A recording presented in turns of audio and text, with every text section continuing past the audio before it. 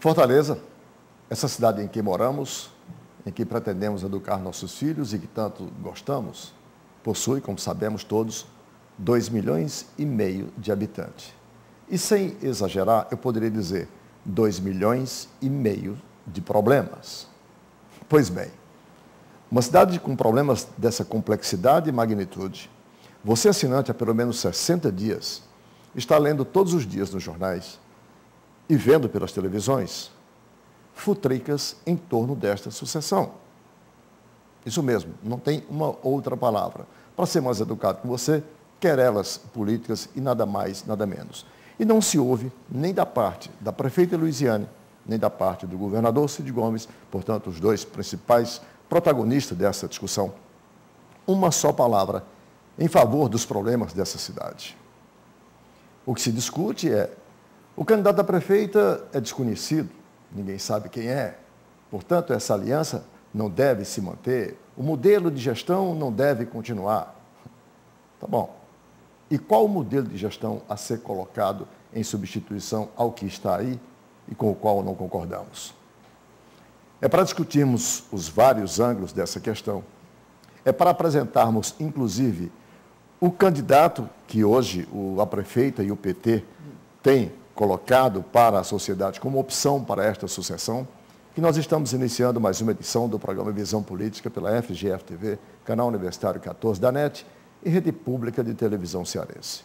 E para discutir com o doutor Elmano, que acumula também a função de secretário de Educação na administração municipal, nós temos as participações dos nossos colaboradores.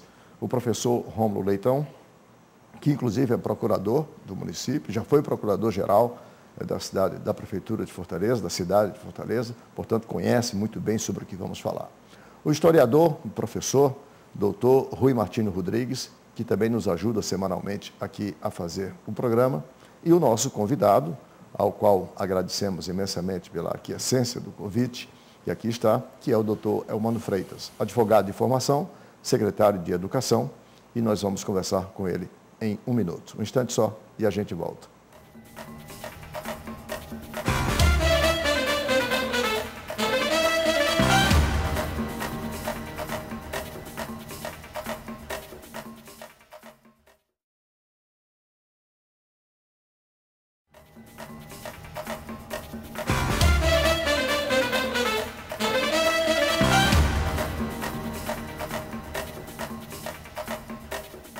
Estamos de volta com o primeiro bloco do programa Visão Política pela FGF-TV, Canal Universitário 14 da NET e Rede Pública de Televisão Cearense. Para você assinante que ligou agora, o programa recebe hoje, com muita satisfação, a presença do secretário de Educação do município de Fortaleza, o doutor Elmano Freitas, pré-candidato do PT à sucessão municipal. E para debater com o doutor Elmano, nós temos as participações dos nossos colaboradores, os professores Rui Martino Rodrigues e Rômulo Leitão. Doutor Elmano, muito obrigado pela sua presença aqui no programa. Eu quero dizer que feliz do homem cuja acusação que se lhe faz é de que ele é desconhecido. Sinal que ele está bem, né? Mormente na atual quadra que atravessamos no Brasil. Eu vou repetir o que disse na editorial de abertura. Há pelo menos 60 dias, nós não aguentamos mais o que estamos lendo e vendo pela televisão todos os dias, que é essa discussão sem a menor importância para a cidade, sem a menor importância para o senhor João, o senhor José, dona Maria, tá, que moram lá na periferia dessa cidade, que não tem a coleta do lixo regular na porta, que a lama ainda corre na sua frente, que a rua está esburacada, que o transporte não passa na hora. Se o Elmano é a pessoa que vai continuar o modelo e o modelo não é bom, se o Elmano é ou não é desconhecido, isso eu acho que está pouco importando para o fortalezense, porque, como disse, essa cidade tem 2,5 milhões de habitantes e deve ter pelo menos 2,5 milhões de problemas para serem resolvidos. Portanto, quem é Elmano? A ideia é conhecermos um pouco o Elmano, sua formação, o que ele pensa sobre essa cidade, que propostas, que ideias tem para nos apresentar na hipótese de vir a ser o gestor maior dessa cidade. Primeiro, Arnaldo, eu quero dizer da minha satisfação de poder estar aqui e cumprimentar o professor Rômulo, o professor Rui. Eu acho muito importante a forma como você abriu o programa e na perspectiva da gente discutir ideias e qual é o projeto de cidade que nós queremos para Fortaleza a partir de 1º de janeiro de 2013. Nós temos uma cidade com muitos desafios, nós tivemos nos últimos anos mudanças importantes, mas é evidente que a cidade ainda tem muitos problemas e exige de todos os partidos, intelectuais, pessoas que têm compromisso com a cidade, projetos inovadores e fortalecimento de várias políticas públicas. Eu sou um advogado formado pela Universidade Federal do Ceará, que iniciei minha militância muito cedo, especialmente na Igreja Católica. Eu venho de comunidades eclesiais de base. Na minha cidade tinha um padre que fazia um trabalho de conscientização e foi ali onde eu comecei a atuação política e imediatamente me incorporei ao Partido dos Trabalhadores. Eu vim para Fortaleza com 15 anos para estudar, ingressei na Universidade Federal do Ceará. Foi ali onde eu encontrei a companheira Luiziane, o companheiro Catânio, outros companheiros que nós acabamos construindo o que nós chamávamos na época de um núcleo do PT na Universidade Federal do Ceará e fizemos a primeira campanha a presidente do nosso presidente Lula. O PT é o meu único partido na vida, eu sempre estive no PT. Durante 8 anos eu fui da direção estadual do partido, por 6 anos eu fui da sua executiva estadual. E profissionalmente eu sempre fui advogado, advoguei para movimentos sociais, advoguei para o movimento sindical. Durante 6 anos eu atuei em tribunais superiores, no Supremo Tribunal Federal, no STJ e no Tribunal de Contas da União, atuando como advogado. Em 2008 eu vim para a campanha da prefeita Luiziane Lins de reeleição, ajudei na coordenação da campanha e fiquei no segundo governo, inicialmente na parte de orçamento participativo, basicamente reunindo com as comunidades da periferia de Fortaleza, onde ali nós ouvíamos as necessidades daquelas comunidades e onde eu me deparei, no primeiro momento, as dificuldades de uma máquina pública que não foi construída para atender as demandas do povo mais pobre. Ela foi construída para atender um mundo regularizado que não é o do povo pobre da cidade, e a lentidão dessa máquina para responder à demanda do povo, que é urgente e imediata. E tive ainda a atribuição, como tenho ainda em grande parte, de acompanhamento da área financeira do governo, acompanhando a Secretaria de Finanças, na Comissão Financeira do Governo, e recentemente fui convocado para assumir a Secretaria de Educação. Estou como secretário, tenho uma tarefa de, no governo, acompanhar os vários secretários, mas agora essa minha atribuição foi diminuída porque a Secretaria de Educação já é 25% do governo, eu já tenho desafios suficientes para dar conta estando na Secretaria. Eu não vou começar com a educação, apesar de ser sua pasta, mas vou falar com o pré-candidato. A gente tem um modelo de saúde aqui nas capitais brasileiras que é um modelo um tanto perverso. O que é que você tem?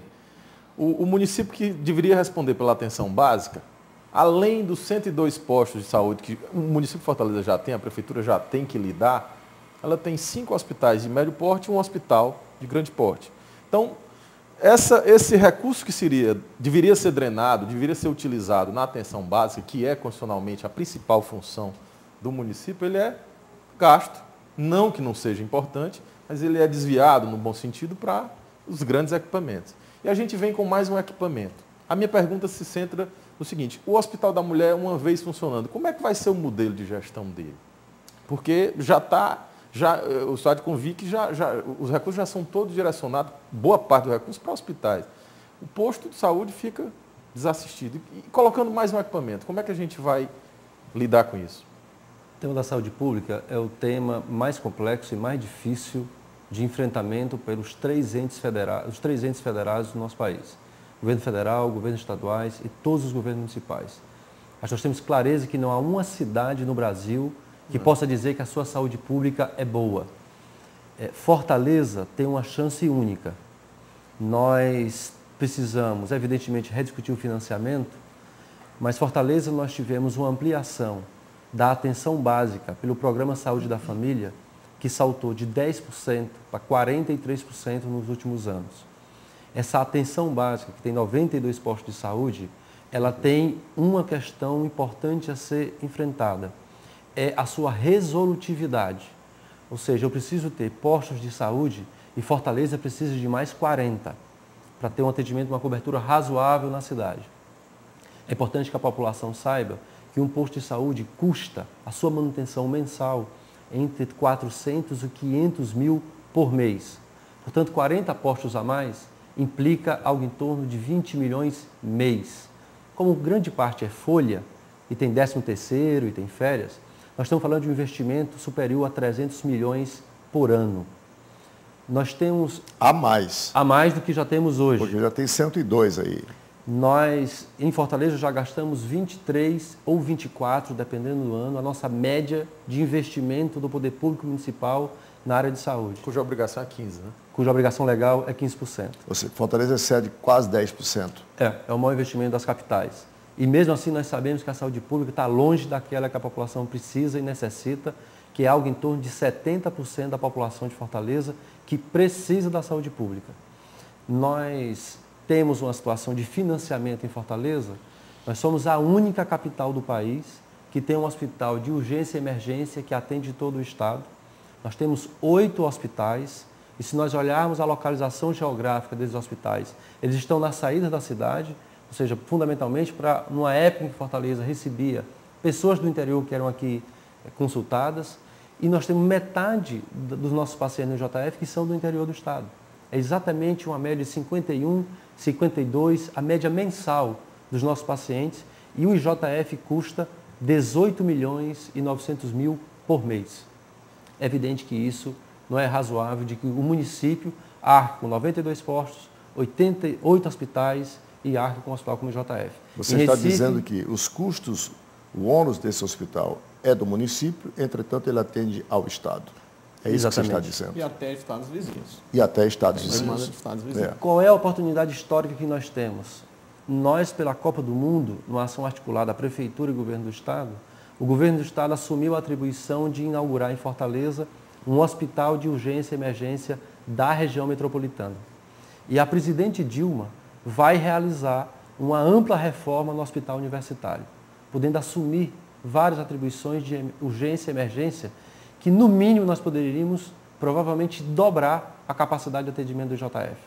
Mas é evidente que nós temos que melhorar, basicamente, a resolutividade do nosso posto de saúde com exames com maior rapidez e com especialidades para aquelas áreas que, quando a gente detecta aquela situação, o posto é capaz de resolver esse problema. Eu sempre digo no governo que as pessoas criticam o povo, e eu fico às vezes chateado porque é injusto, porque o povo tem a mania de ir para o hospital em vez de ir para o posto. O povo vai para o hospital porque às vezes ele chega no posto e às vezes ali ele não consegue a solução do problema. Não tem. Por isso ele vai para o hospital porque ele imagina que no hospital, na hora que ele for atendido, seu filho, sua esposa, a situação vai ser resolvida. Isso é uma situação geral. A própria rede privada em Fortaleza, nós assistimos há poucos dias, ela tem dificuldade de atender a demanda que ela construiu e não é tão barato. Mas o Tancredo dizia que no Brasil os problemas não se resolvem, se agravam. E toda administração, independentemente de qual seja o ente federativo, encontra problemas acumulados de longa duração. E estamos falando em saúde, mas se falarmos também em transporte público, se falarmos em drenagem de águas pluviais, ou em qualquer outro tópico, saneamento, considerando o tripé do saneamento, água, lixo, esgoto, captação, transporte, tratamento, destino final dessas coisas, nós temos também problemas acumulados, né? Existe um planejamento para isso, temos assim, um horizonte de quantos anos, com um incremento de soluções graduais por etapa para esses grandes problemas? Se você me permite, Rui, aduzir a sua pergunta, planejamento não existe porque só há um mês é que a Câmara Municipal criou um novo órgão de planejamento para a cidade de Fortaleza. Fortaleza, quer dizer, desde a época de Juraci Magalhães, que não tinha um órgão cuidado de planejar. Eu só aduziria a sua colocação o seguinte: é compromisso seu dotar Fortaleza de um órgão de planejamento para pelo menos médio prazo que essa cidade precisa? Acho importante destacar que mesmo com esse quadro que eu coloquei da saúde antes, Nós reduzimos nos últimos anos em Fortaleza em 59% a mortalidade materna. E nós reduzimos nos últimos anos 50% de mortalidade infantil. São índices muito importantes. Nós contratamos para a saúde pública municipal mais de 5.000 profissionais, todos por concurso público. E mesmo assim a saúde apresenta essa dificuldade e nós reconhecemos. Tem a ver com saúde, o Dr. Rui colocou a situação de drenagem. Nós encontramos a cidade com 30% de drenagem. Nós já alcançamos 50%. E o que nós temos, que é um programa chamado Drenurb, com investimento acima de 200 milhões de reais, nós vamos alcançar 70% da cidade com drenagem. Nós sabemos o impacto que isso tem, por exemplo, agora, numa situação de dengue, que a água, em vez de ficar acumulada no mato, na rua, ela vai ser drenada e isso vai diminuir focos de dengue. Então, isso ajuda. Nós aumentamos em mais de 100% a coleta de lixo da cidade.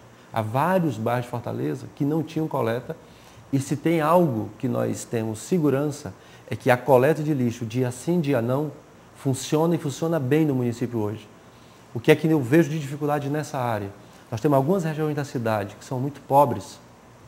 Nós somos de classe média, moramos num apartamento. Muitas vezes nós temos um local onde colocar o lixo, que está na nossa casa, e no dia seguinte o caminhão passa e pega o lixo. Mas o cidadão de uma periferia, num adensamento urbano, por exemplo, como no Pirambu, que tem mais pessoas por metro quadrado do que a Rocinha, no Rio de Janeiro. Fortaleza é a cidade do país de maior adensamento urbano do Brasil inteiro. Então, nós temos situações de pessoas que moram em casas com 2, 3 cômodos. Ele não tem esse espaço onde colocar o seu lixo. E é evidente que isso atrai barata, situações muito difíceis. Então, essas pessoas tendem a colocar o lixo na rua e não a esperar o dia seguinte. É claro que isso favorece doença. Então, tem áreas da cidade que nós temos que avançar e a coleta ser diária, e não mais dia sim, dia não. Então, essas são ideias que nós vamos ter que implementar, e no que diz respeito a planejamento, eu tenho uma opinião de que o Instituto de Planejamento de Fortaleza, ele fundamentalmente deve servir para longo prazo. Por quê? Fortaleza sofre mudanças estruturais muito grandes. Nas últimas décadas, nós tínhamos um patamar de crescimento populacional que todos os estudiosos estão dizendo que nós devemos, em 2020 a 2030, estagnar. Portanto, nós não devemos manter o mesmo crescimento de imigração que tínhamos nas décadas anteriores. Segundo, nós temos que discutir qual vai ser a distribuição espacial da cidade. Nós temos um desafio enorme em Fortaleza, que é fundamental no planejamento de longo prazo, que é a distribuição econômica no território da cidade. Nós não podemos manter Fortaleza com sua economia no centro da cidade e na região, na Regional 2, Aldeota, Meireles. Isto é ruim, porque isso impacta inclusive no trânsito. Nós temos que distribuir a cidade economicamente até para favorecer que o cidadão resida próximo do trabalho.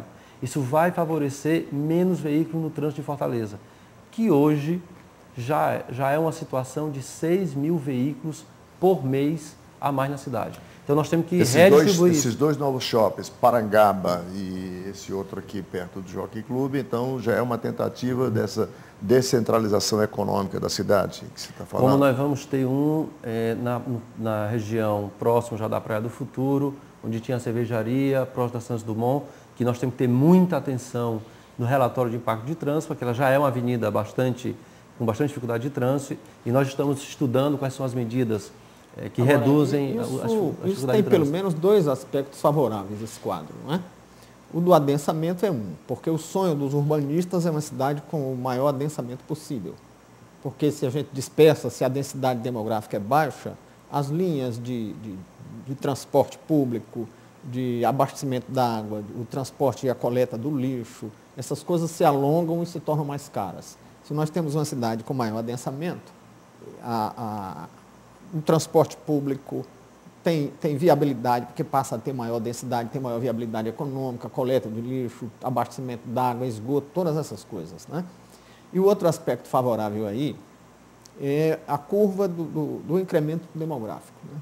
Seja pela diminuição da variação populacional decorrente da diferença chamada crescimento social, que implica na soma algébrica de imigrantes e imigrantes, mais imigrantes, menos imigrantes. Temos diminuído muito o fluxo de imigrantes do interior para a capital. É isso que eu queria saber. Houve diminuição? Houve brutal. Se você tem, na década de 70, nós saímos de 800 mil habitantes para 1.300.000. 500 mil sobre uma base de 800. No decênio seguinte, nós saímos de 1.300.000 para 1.800.000. Os mesmos 500 mil sobre uma base de 1.300.000. No decênio seguinte, nós tivemos uma variação de 1.800.000 para 2.300.000. Os mesmos 500 mil sobre uma base de 1.800.000. E no decênio seguinte, nós tivemos uma variação de 150 mil sobre uma base de 2.100.000, ou 2.300.000. Então, houve uma queda brusca dessa variação, seja pelos fluxos migratórios, seja pela queda do crescimento vegetativo. As pessoas não querem mais ter filhos. Então, isso implica não ter mais demanda por vaga em escola. Daqui a pouco vai sobrar vaga em escola. Que é um negócio desumano a quantidade de Daqui vaga. a pouco não tem mais demanda por novos postos de saúde, porque tem uma série de vantagens aí. Deixa eu fazer esse nosso primeiro intervalo, e quando nós voltarmos, eu quero exatamente começar a nossa discussão em torno daquilo que também salta aos olhos, ao lado da saúde e educação, seja talvez o maior problema de Fortaleza. Mas nós vamos discutir isso, quer dizer, logo após o nosso intervalo, até porque os últimos números publicados na semana que passou são extremamente desfavoráveis à Fortaleza. Um instante só e a gente volta.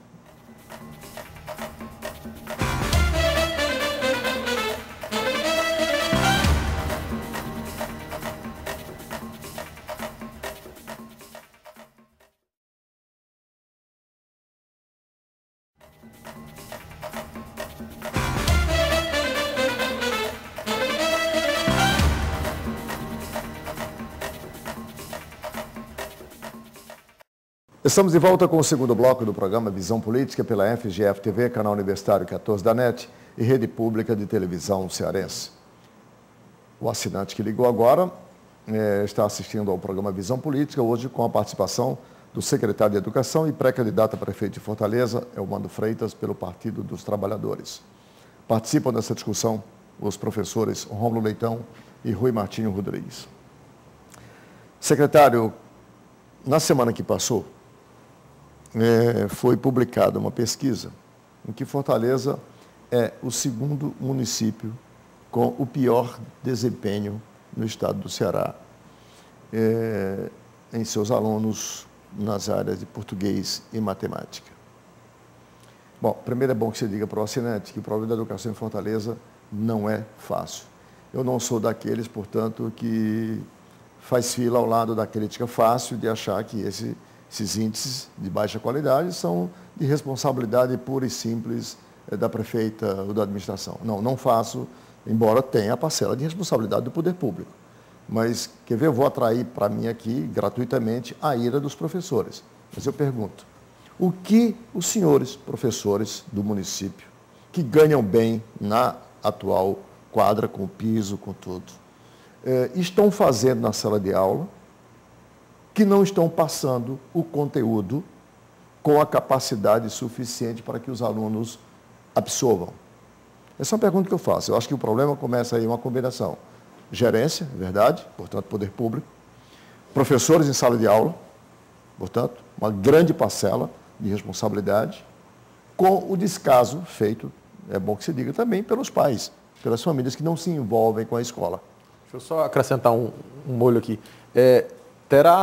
Existe relação direta entre essas sucessivas greves e o desempenho? Porque você pegar nos últimos 5, 6 anos, teve greve quase todo ano.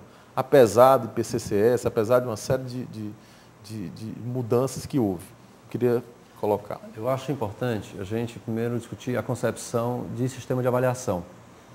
Quando a nível internacional se construiu o PISA, quando construiu no Brasil a Prova Brasil, e o governo do estado criou o SPAES-Alpha, que é um sistema permanente de avaliação, qual é o sentido da avaliação?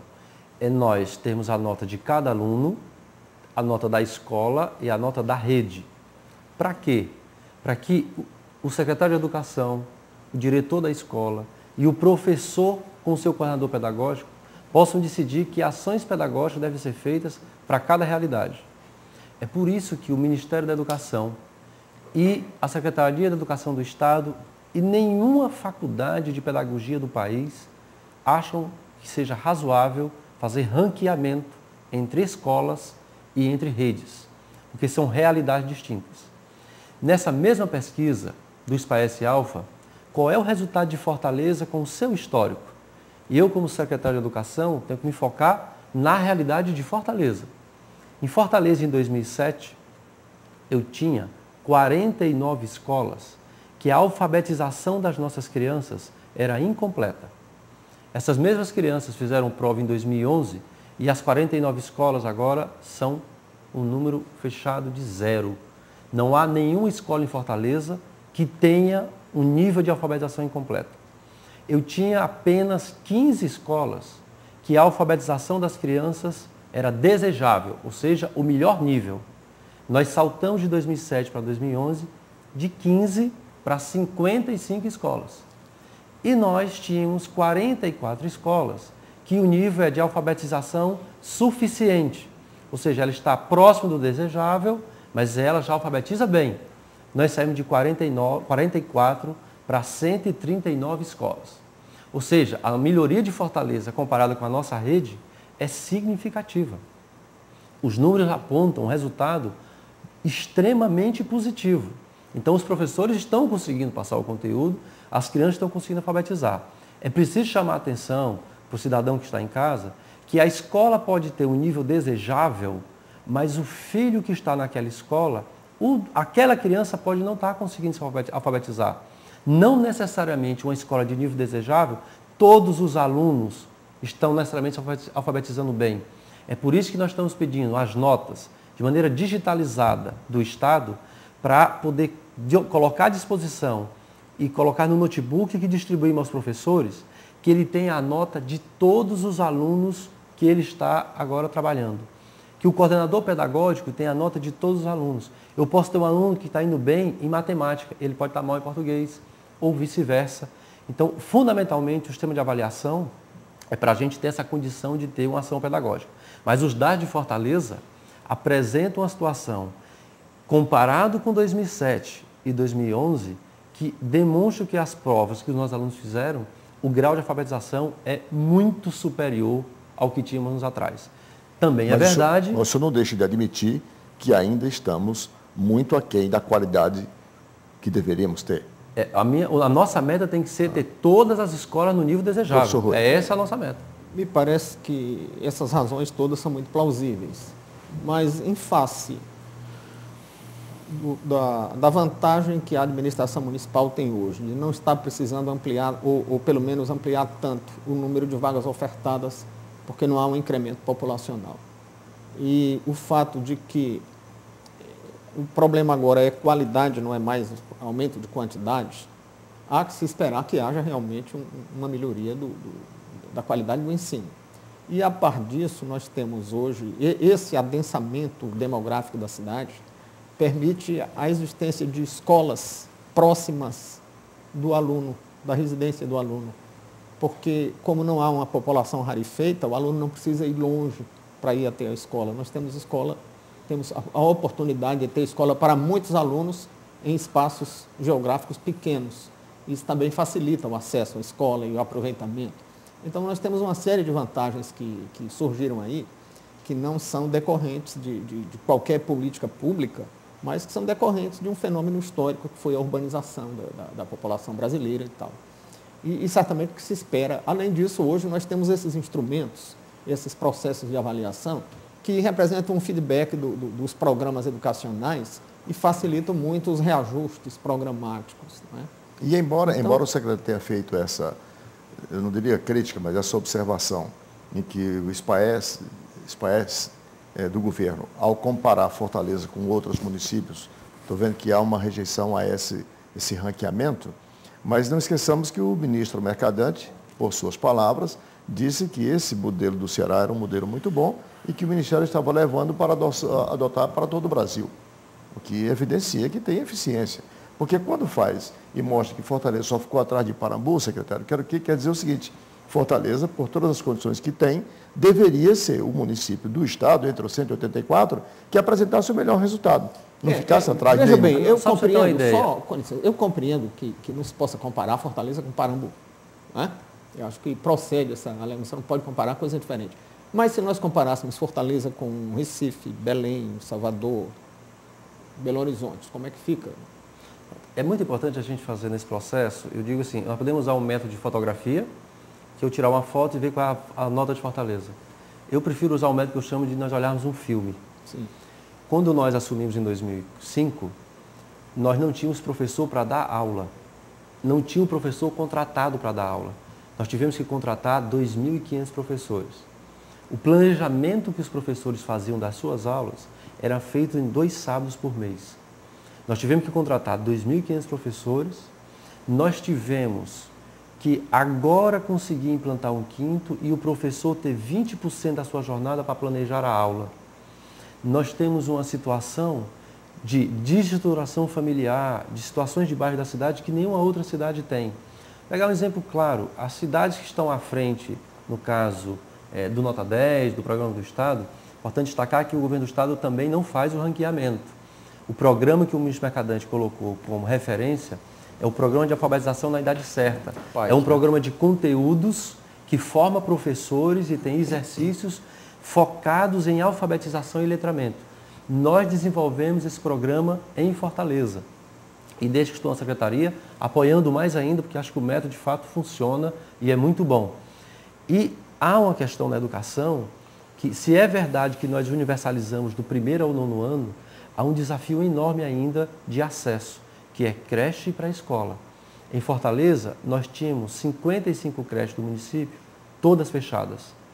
Nós conseguimos fazer 139 creches, nós temos 10.000 crianças e todas em tempo integral, com 5 refeições. Mas nós temos um número maior que isso ainda sem direito à creche. E nós sabemos a importância disso, porque é nessa fase de 0 a 5 anos que está se formando a personalidade, as pulsões das crianças, se aquele indivíduo no futuro será uma pessoa propensa à violência ou à tranquilidade, qual é o carinho e afeto que tem em torno dessa criança, qual é o desenvolvimento cognitivo que ela vai ter no seu 3º, 4º, 5º ano de vida. Nós sabemos hoje, cientificamente, a importância que isso tem para o desenvolvimento futuro da educação daquela criança. Então, se nós temos a universalização de 1º ao 9º, nós não podemos dizer a mesma coisa na educação infantil. E o adensamento urbano, eu concordo que tem várias coisas positivas, mas em Fortaleza tem uma dificuldade. Nós, por exemplo, temos uma dificuldade enorme de terrenos para construir postos de saúde. Nós temos dificuldade de terrenos para construir creches, nós temos dificuldade de terrenos para alargar vias públicas, porque na construção civil de Fortaleza vive um momento econômico muito forte, elevação do valor do terreno na cidade de Fortaleza. E é evidente que isso gera uma dificuldade para avançar nessas políticas públicas. Tem um fenômeno nacional, né? Sim.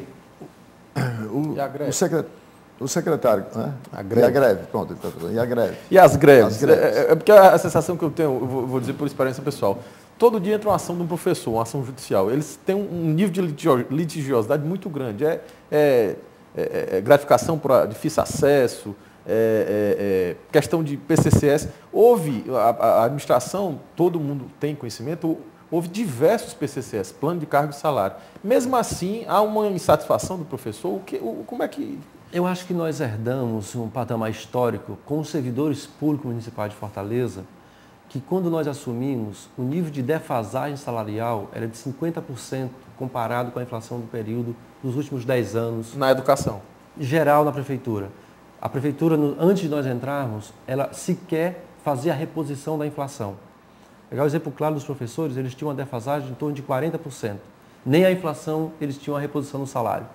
Nós, nesses 7 anos, repusemos toda a inflação do período nosso e aumentamos o salário dos professores em 94% de ganho real. Quanto ganhava quando os senhores assumiram e quanto que ganha hoje um professor da escola pública municipal? A remuneração média do nosso professor era em torno de R$1.000.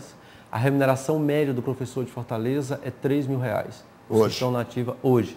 Nós temos um plano de cargos e carreiras aprovado no nosso governo, que o professor inicia com R$2.100 e se ele se aposentar com doutorado e em Fortaleza, agora, a titulação de especialização, mestrado ou doutorado, ele apresenta e automaticamente ele muda de tabela e tem um aumento por isso. Ou seja, de 2005 a média então triplicou, de 1.000 passou para 3. A média. E salário. O plano de carreira do professor que entra hoje, ele entra com R$2.100 e se ele fizer o doutorado, ele vai se aposentar com R$7.200.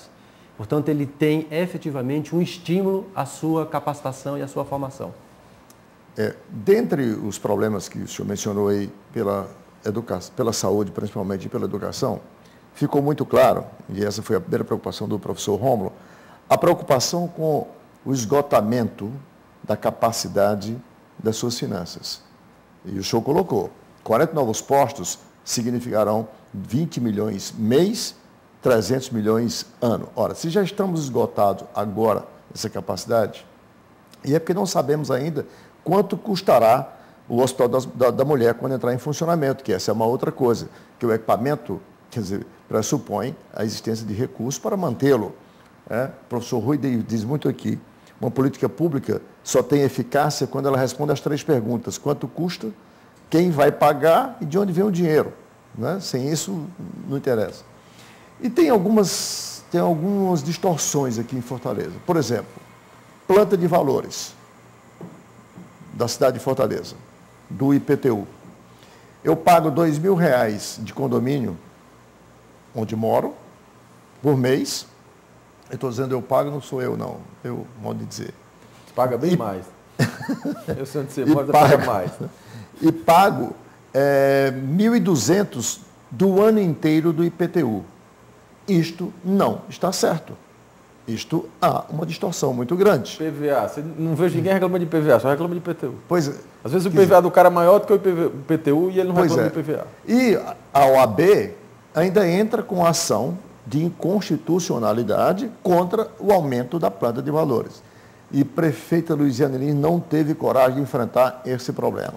O senhor prefeito terá coragem de enfrentar este lobby da indústria da construção civil em expansão em Fortaleza e no Brasil inteiro? Que fará Elmano a partir do dia 1º de janeiro, uma vez eleito?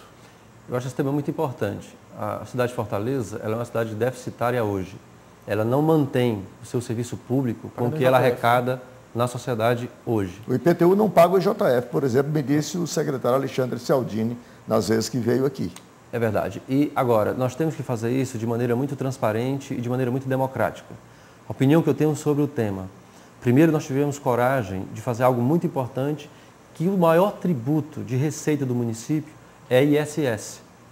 Fortaleza é uma cidade que a sua economia de comércio e serviço é o central da sua economia. A indústria também. A indústria da construção civil é muito importante, a indústria gráfica, mas é o comércio e o serviço vinculado ao nosso turismo que fazem a grande parte da economia da cidade.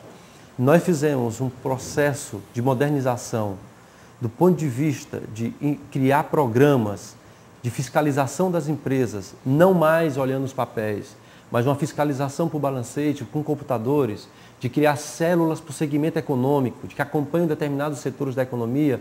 Fortaleza nós temos 7 segmentos que são responsáveis por 85% da receita de ISS do município. Nós especializamos os nossos auditores nessas áreas. Nós criamos uma gratificação para os nossos auditores que está vinculado a sua remuneração, que é no patamar médio das capitais, com a arrecadação que o município tem a maior. Então, na parte de ISS, nós avançamos bastante. Do ponto de vista de IPTU, a minha opinião pessoal, e é o que eu defendo, é de que nós devemos ter um grande debate na cidade que nos permita aproximar o valor venal do imóvel do valor de mercado. Entendo que quando fizermos isso, nós podemos inclusive rediscutir as alíquotas. Nós podemos até reduzir a alíquota se nós tivermos uma aproximação do valor venal do valor de mercado. E tem áreas da cidade hoje que estão isentas, que não deveriam ser isentas. E tem áreas da cidade que nós podemos ampliar o valor do imóvel para ter a isenção. Então, agora acho que isso nós não devemos fazer de maneira rápida, assodada, sem debate. O que eu imagino é que um novo governo, e eu tenho o orgulho e a honra de ser prefeito de Fortaleza, é nos primeiros momentos na prefeitura de Fortaleza, enviar à Câmara Municipal uma minuta, uma mensagem para fazer um debate por um período longo. Qual é a experiência que nós temos? Esse é compromisso ou é só divagações, é só pensamento? Isto é a minha posição, é o que eu vou propor ao meu partido como proposta e que eu espero que os nossos aliados concordem. Nós temos experiências internacionais. Em Córdoba, eles passaram um ano inteiro a sociedade discutindo quais são os serviços públicos que nós achamos importantes na cidade, quanto é que eles custam e qual é mesmo a nossa disposição de colaborar para que esse serviço tenha um recurso garantido. É evidente que isso tem que vir acompanhado de um aumento cada vez maior de transparência do recurso público. Porque o cidadão, eu entendo que ele tem disposição de contribuir, mas ele quer ter a segurança que o recurso que ele contribui com o imposto, de fato é utilizado no serviço público final que ele sabe que a cidade precisa. Então nós temos que combinar combinar um debate técnico de receita e despesa, junto com ações mais fortes ainda de transparência do cidadão saber cada centavo desse recurso que será arrecadado a maior. Eu vou fazer mais um intervalo, que a produção já me avisa que nosso tempo já se esgotou para esse bloco, porque quando eu voltar, nós queremos sequenciar essa discussão ainda nessa perspectiva de resolução dos problemas de Fortaleza. E você tem aí um trânsito caótico. Está muito claro pelas suas palavras que Fortaleza não tem capacidade de se financiar para os novos serviços, para a qualidade dos atuais e para outros serviços. E existe uma lei aprovada pelo Congresso Nacional, chamada PPP, que é parceria público-privada, que pode, por exemplo, ser um instrumento importante numa administração para que seja delegado à iniciativa privada ações que vão beneficiar o coletivo e que o poder público não tem condições de financiar. Mas a prefeita, por exemplo, não teve também coragem de fazer nenhuma dessas parcerias. Eu me refiro, por exemplo, a uma ali na Beira-Mar, onde passa o Riacho Pajeú. Tem um projeto aí... Pajeú não. Riacho Maceió. Riacho Maceió. Riacho Maceió. Ali de frente da estátua de Iracema, naquela parte da Avenida Presidente Kennedy. Tem um projeto ali, por exemplo, que a iniciativa privada pretendia construir 2 torres já próxima à igreja do Bocuripe e fazer toda a urbanização do Riacho Maceió, fazer uma linda praça ali na frente, pelo menos eu conheço o projeto. Né? O município não entrava com 1 centavo, só tinha que dar autorização para fazer. E, pelo contrário, ia receber, a população ia receber tudo isso grátis. O Mano é do PT, é desse PT tradicional, histórico, ligado ao MST. Como é que o Mano, uma vez prefeito, tratará a questão das PPPs? Um instante só e a gente volta.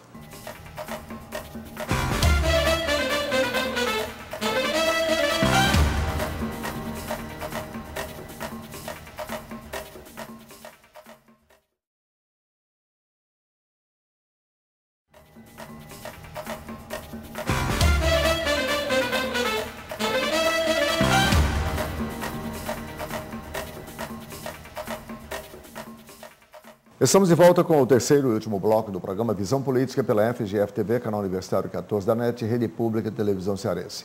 Hoje com a participação do secretário de Educação do município de Fortaleza, Dr. Elmano Freitas, pré-candidato à sucessão da prefeita Luiziane Lins. Nesse imbróglio que está aí, aliança, faz, não faz, tal, PT, PSB. Participam da discussão os professores Rômulo Leitão e Rui Martino Rodrigues. Eu deixei no ar, secretário, no final do bloco anterior, a sua visão, a sua disposição. O que é que o senhor pensa em relação às parcerias públicos-privadas? E vou justificar. Se Fortaleza está exaurido do ponto de vista financeiro para financiar a saúde, e é pretensão de construir mais 200 postos, jogar mais de 20 milhões e meio de despesa, mais 300 no ano. Já não tem atualmente, de onde vão vir esses 300 milhões? Vem aí um hospital da mulher que, comparando com os regionais do Cariri, que já estão em funcionamento, em Sobral, agora que vai inaugurar, custa 60 milhões o regional do Cariri do governo do estado, mês, né? Segundo os números aproximados. 60 milhões, foi dito aqui pelo secretário Arruda Bastos. Então, se você tem aí um hospital da mulher, comparar, você vai ter mais 50 milhões aí, por mês. Tal. O IJF, do jeito que está. As PPPs têm sido uma solução em vários locais do Brasil para muitas coisas, não só do ponto de vista, quer dizer, da infraestrutura urbana, leia-se os pedágios nas estradas federais, mas do ponto de vista dos serviços. Qual a posição de Elmano Freitas sobre PPP? Porque, detalhe, onde você faz a PPP, os serviços funcionam.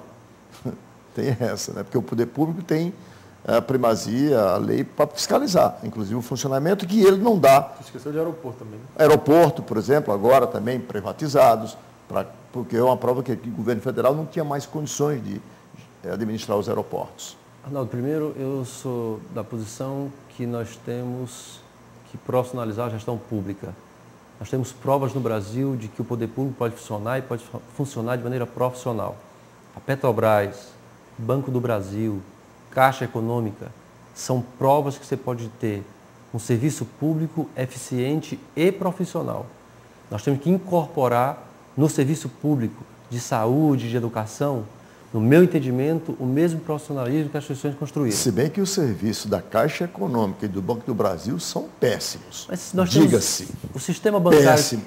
É só ir a qualquer agência da Caixa Econômica e o senhor que vai lá sabe disso. A comparação não me parece feliz. Mas se nós olharmos, o sistema financeiro brasileiro é um dos mais avançados do mundo hoje. Para arrecadar é perfeito. E nós podemos dizer que... Não, mas nós compararmos o serviço que o serviço bancário brasileiro oferece com o resto do mundo, nós estamos, digamos, próximo do que é o top de avaliação de administração de instituições financeiras. Mas eu estou falando da prestação de serviço ao munícipe em Fortaleza. Né? Mas se nós compararmos isso com o que é o serviço público na média, de profissionalismo, de meritocracia, de que as pessoas nessas instituições elas alcançam cargo nessas empresas por mérito, nós teremos avanços muito significativos. Sobre PPP, o meu posicionamento é favorável. Nós, do Partido dos Trabalhadores, nós temos no país um projeto nacional de desenvolvimento. Nós temos uma construção de um projeto que se vincula à classe trabalhadora do nosso país, o setor industrial que constrói e que quer desenvolver o país criando emprego. A parceria pública e privada, nós somos favoráveis naquelas áreas que nós precisamos desenvolver a economia do país e o Estado não tem recurso para tal. A nossa diferença com outras experiências é quando isso foi utilizado, inclusive limitando direitos do cidadão. E quando nós tivemos algumas experiências, por exemplo, de pedágio, e que o direito do lucro daquela empresa que ganhava aquela concessão estava acima do direito de ir e vir do cidadão, nós fomos contrários. Você fará PPP em Fortaleza? Eu farei mais de uma PPP em Fortaleza. Isso depende de mim e nós faremos várias PPPs.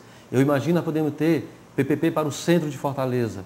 Nós podemos ter PPP para algumas regiões de entroncamento no trânsito da cidade que exigem, por exemplo, estacionamentos subterrâneos e vias subterrâneas que permitam à iniciativa privada ter lucro com aquela área, mas não pode ela limitar direito de ir e vir. Essa é uma diferença que nós temos que colocar, que é tentar conciliar o direito de ir e vir do cidadão, garantir o direito do pedestre e, ao mesmo tempo, esse capital que existe no mundo, que pode investir em Fortaleza, resolvendo problemas que a cidade tem, tendo a sua situação econômica encaminhada, mas de maneira transparente, que seja aberta às empresas que tenham know-how, que tenham projetos, que tenham capacidade real de desenvolver esses projetos. E eu estou completamente aberto, eu acho que devemos, inclusive, atrair empresas para tal.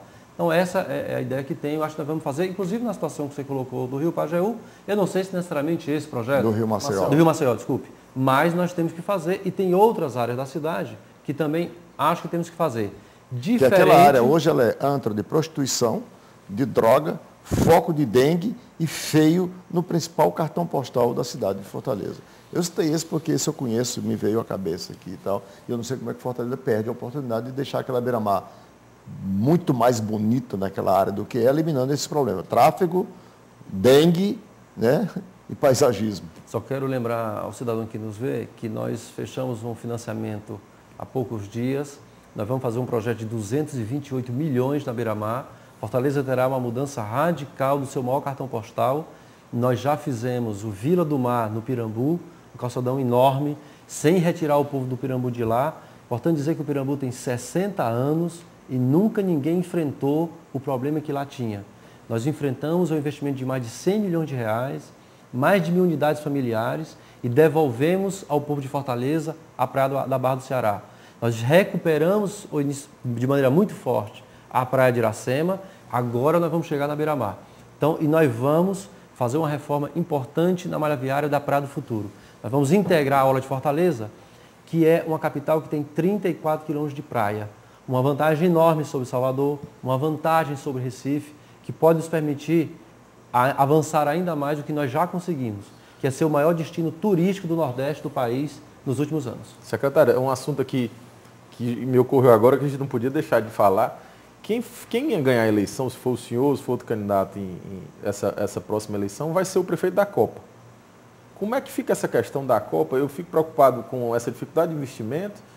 Esse projeto agora aqui é um projeto para baixar a alíquota de financiamento de carro. vai aumentar mais ainda, se são 6 mil por mês, vamos botar mais 1.000, mais 2.000 por mês. Como é que fica esse trânsito? Vão ser obras, essas obras estruturais o trânsito vai ficar pior ainda, né? Com obras estruturais. Qual é o seu projeto? Como é que a gente vai conviver com a Copa? Eu não estou nem muito preocupado com a Copa, que não sou muito entusiasta de futebol não, mas com o preparativo da Copa. Ao lado das grandes vias estruturantes, nós temos também a qualidade da pavimentação nas ruas secundárias. Né? Que todo mundo foge para os eixos rodoviários que ficam sobrecarregados, porque as ruas secundárias têm uma pavimentação muito ruim. Eu acho que a Copa do Mundo, nós temos que analisar a Copa do Mundo como um evento, como ela realmente é. Nós estamos falando de um evento que não demora um mês em Fortaleza. Por isso que eu falo. Qual é a importância da Copa do Mundo para Fortaleza? Nós somos uma cidade turística. Este é um evento que, de maneira gratuita, nos apresenta para 2 bilhões de pessoas no mundo. É um marketing que nós vamos fazer da cidade de Fortaleza para todo o mundo, de maneira quase que gratuita. Então, é evidente que nós temos aqui um projeto a realizar de propagandear Fortaleza nas várias partes do mundo para desenvolvermos ainda mais o turismo da nossa cidade. Isso tem que vir acompanhado com ações em várias feiras de turismo em todas as partes do mundo. Fortaleza tem que ter coragem de investir. Nós já começamos fazendo na Feira de Milão, em Berlim, em Nova York, levando a cidade em várias regiões do mundo para divulgar. Nós temos que intensificar isso com o evento Copa do Mundo. A Copa do Mundo... Agora, nós em Fortaleza, com os problemas que o trânsito cada dia mais vai nos legar, é isso. Qual é a solução que o humano pensa, por exemplo? O que é que nós fizemos a partir do evento Copa do Mundo? Nós aproveitamos o episódio Copa do Mundo para ter acesso a recursos que só viriam para Fortaleza se Fortaleza fosse sede da Copa do Mundo. Se Fortaleza não fosse sede, esse recurso iria para outra cidade. Como nós conseguimos ser sede da Copa, nós conseguimos acessar recursos que nos permitirá fazer todos os túneis da Via Expressa. Então a Via Expressa, enfim, será de fato uma Via Expressa. Nós conseguimos recursos para fazer o viaduto da Raul Barbosa, que vai nos permitir, ali na verdade serão 3 viadutos, vamos desafogar de vez aquela área da cidade. Nós vamos aumentar muito a Alberto Craveiro, a Paulino Rocha e melhorar a Dedé Brasil com um viaduto na Dedé Brasil. E eu defendo que nós façamos um túnel, um viaduto, nós temos que fazer o estudo de engenharia de tráfego na rotatória da Guanambi, de quem vai pegar a BR, porque ali nós temos toda uma região da cidade, de Messejana, cidade dos funcionários, que precisa que a gente resolva o problema daquela rotatória para ter, no horário de pico em especial, um trânsito com maior fluidez. Do ponto de vista de trânsito da cidade, eu entendo que a nossa prioridade absoluta é o transporte público de Fortaleza. Nós temos, e não é pouca coisa, a passagem mais barata da cidade, do país, de capital do sistema integrado. Fortaleza tem uma passagem de R$2. Vitória, que é uma cidade muito menor que nós, é R$ 2,45. São Paulo, a passagem custa R$3. Rio de Janeiro, a passagem custa R$ 2,70. Belo Horizonte, a passagem custa R$ 2,65. Aqui a passagem custa R$ 2. Aqui os estudantes têm meia ilimitada, pagando R$1. Aqui 12 mil deficientes por mês utilizam o sistema de transporte público sem pagar passagem e com direito a acompanhante, se for necessário. E aqui nós temos uma tarifa social aos domingos e feriados a R$ 1,40 e 70 centavos para o estudante. Mas eu também reconheço que esse transporte público, o ônibus ainda está lotado. E reconheço que o terminal de ônibus tem uma fila enorme e é extremamente desconfortável. Então, eu defendo, e o meu governo, se eu for o candidato do PT e tiver a honra de ser prefeito da cidade, nós precisamos implantar definitivamente faixa prioritária e corredores exclusivos. Os nossos ônibus andam a uma velocidade média de 12 km por hora. Nós temos que, no mínimo, dobrar essa velocidade. E isso exige uma decisão política da cidade. Porque quando a gente fala, todo mundo é a favor de corredor exclusivo, todo mundo é a favor de faixa prioritária. Mas isso significa concretamente que os veículos privados, que a pessoa anda 1 ou 2 pessoas, ele vai ter uma faixa a menos para circular. E quem vai andar nela é o ônibus que está levando 60, 70 pessoas. Então essa é uma decisão que a cidade tem que ter clareza, maturidade de tomar. Os estudos que estamos fazendo apontam, que fizemos em outras cidades, que seria razoável para Fortaleza, nós temos avenidas de sentido único. Então, se a gente pegar a Vigílio Távora com o desembargador Moreira, Seria razoável uma avenida ir num sentido, só ter carro em um sentido, e a outra no sentido oposto. Santos Dumont, Dom Luiz. Isso, e com isso a gente ter faixa exclusiva para ônibus. Significa que nessas avenidas, os estacionamentos que hoje são permitidos, nós vamos ter que proibir, porque são estacionamentos que quando os carros saem, eles acabam atrasando toda a fluidez daquela avenida. Nós vamos ter que rediscutir de maneira dialogada, mas decisiva, que não poderemos manter, para que a cidade tenha um trânsito mais rápido, mais ágil, estacionamento nessas avenidas e onde nós vamos fazer a faixa prioritária de ônibus. E nós temos que integrar o sistema de transporte público de Fortaleza com a região metropolitana. Não há mais sentido que o ônibus de Caucaia venha até o centro de Fortaleza. Não tem sentido que o ônibus de Maracanaú venha ao centro de Fortaleza. Ele deveria vir até um terminal de Fortaleza e do terminal ele retornar. Para isso, nós temos que integrar a Prefeitura de Fortaleza, as prefeituras da região metropolitana e o governo do Estado. Como nós temos que integrar o sistema de nosso transporte público de ônibus com o metrô. Então, eu acho que esses são os desafios que estão postos para o próximo prefeito. Como o tempo, a produção me avisa que eu só tenho 2 minutos, eu não poderia deixar de lhe fazer essa última pergunta. Essa aliança ainda sai? Resistiu, foi muito. Você resistiu, foi muito. Essa aliança ainda sai? É possível fazer essa aliança? E uma vez feita essa aliança, será em torno do quê? Olha que eu estou perguntando em torno de quem? Estou perguntando em torno do quê? Que é o que interessa aos 2,5 milhões de fortalezenses. Tá? Porque de aliança só para ganhar o poder, nós fortalezenses estamos cheios. Tá? Talvez por isso os números tenham mostrado 68% da população dizendo que não quer aliança. É importante dizer que esse mesmo instituto, que é o IBOP, dizia que em janeiro nós tínhamos 60% de aprovação. Mas eu reconheço que Fortaleza nós temos uma cidade hoje com avaliação no mínimo meio a meio, e acho que à medida que nós vamos entregando as obras, nós vamos entregar o Hospital da Mulher, as pessoas vão percebendo de que nós de fato estamos cumprindo e entregando o que nos comprometemos. Mas a aliança, e quando eu discuti na sede do PT, com a direção municipal, que me colocaram como possível candidato do partido, eu pedi que imediatamente nós definíssemos uma comissão de programa de governo. Quero aqui agradecer ao professor Alto Filho, que aceitou o desafio de coordenar uma comissão do nosso partido para elaborar um programa de governo para o nosso candidato, que eu quero ter o orgulho de poder defender as propostas que serão elaboradas e coordenadas pelo professor Alto Filho. Aliás, o Alto, que é integrante dessa equipe aqui de debatedores, anda meio ausente porque andou ocupado aí com outras coisas, mas já está sendo convocado. Está sem cargo público, agora pode vir. Pode voltar. Eu quero agradecê-lo porque tem dado uma colaboração enorme. E quando fui discutir com Ciro Gomes, com Ivo Gomes, o que nós discutimos foi qual é a concepção de cidade, qual é o projeto de cidade, como é que nós definimos ações concretas para diminuir a desigualdade social, qual é mesmo a proposta do PSB para a mobilidade urbana, qual é mesmo a proposta para avançarmos em profissionalização da gestão, na educação pública, na saúde pública. Como é que eles receberam essas suas ideias nessa conversa? Eles receberam, eu entendi, de maneira surpresa e acho que imaginando se eu teria mesmo ou não coragem de colocar as minhas posições e os temas. E acho que já está claro que eu vou me colocar e vou enfrentar os desafios. Pois saiba que a surpresa deles é também minha. Parece que eu não estava falando com um petista, sinceramente, o que é bom, o que creio ser muito bom, quer dizer, para você com essas ideias, porque não são ideias, por exemplo, da atual prefeita. Ela concorda com esse seu pensamento, esse seu discurso? Não, essas ideias são as ideias da prefeita, mas em momentos distintos. Eu sou um militante do PT, continuo petista, socialista, mas eu entendo que as propostas e as ações, elas têm que ser adequadas para aquele momento político e administrativo. Eu não podia, e nós não podíamos, fazer as propostas que estamos fazendo agora na situação que nós encontramos em Fortaleza em 2005. Certo. Então, nós temos uma avaliação de avanço que a cidade teve e de programas que desenvolvemos, agora nós podemos dar outros saltos que não demos nesses 7 anos. Ok, e com essas colocações finalizamos mais uma edição do programa Visão Política pela FGF TV, canal Universitário 14 da NET e Rede Pública de Televisão Cearense.